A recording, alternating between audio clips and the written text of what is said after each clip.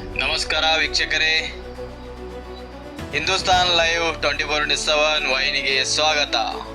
ಬೆಳಗಾವಿ ಜಿಲ್ಲೆಯ ಚಿಕ್ಕೋಡಿ ತಾಲೂಕಿನ ಹಿರೇಕೋಡಿ ಗ್ರಾಮ ಪಂಚಾಯಿತಿ ಕಚೇರಿಗೆ ಹಲವು ವರ್ಷಗಳಿಂದ ನಾಮಫಲಕವೇ ಇರಲಿಲ್ಲ.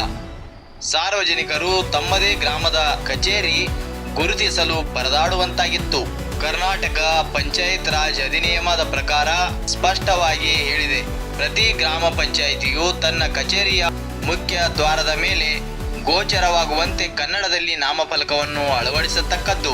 ಇದು ಅಧಿಕಾರಿಗಳ ಶಾಸನಬದ್ಧ ಕರ್ತವ್ಯ.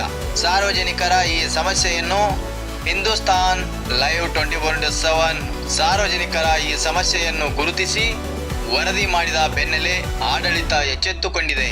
ಪಿಡಿಒ ಮತ್ತು ಆಡಳಿತ ಅಧಿಕಾರಿ ಎಡಬ್ಲ್ಯೂ ಹಾಗೂ ತಾಲೂಕು ಪಂಚಾಯತ್ ಇಒ ತಕ್ಷಣ ಕ್ರಮ ಕೈಗೊಂಡು ಕಚೇರಿಗೆ ಅಧಿಕೃತ ನಾಮಫಲಕ ಅಳವಡಿಸಿದ್ದಾರೆ.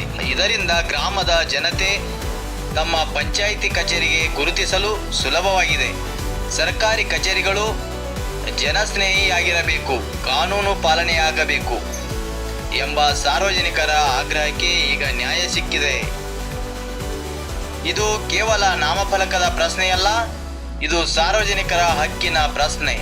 ಜನರ ಸಮಸ್ಯೆಗೆ ಸ್ಪಂದಿಸುವ, ಕಾನೂನು ಪಾಲನೆಗೆ ಒತ್ತಾಯಿಸುವ ಹಿಂದೂಸ್ತಾನ್ ಲೈವ್ 24/7 ವಾಹಿನಿಯ ವರದಿಗೆ ಸಂದ ಜಯ. ಇದು ಪ್ರಜಾಪ್ರಭುತ್ವದಲ್ಲಿ ಮಾಧ್ಯಮ ಮತ್ತು ಜನರ ಧ್ವನಿಗೆ ಇರುವ ಶಕ್ತಿ ಇದೊಂದು ನಿದರ್ಶನ.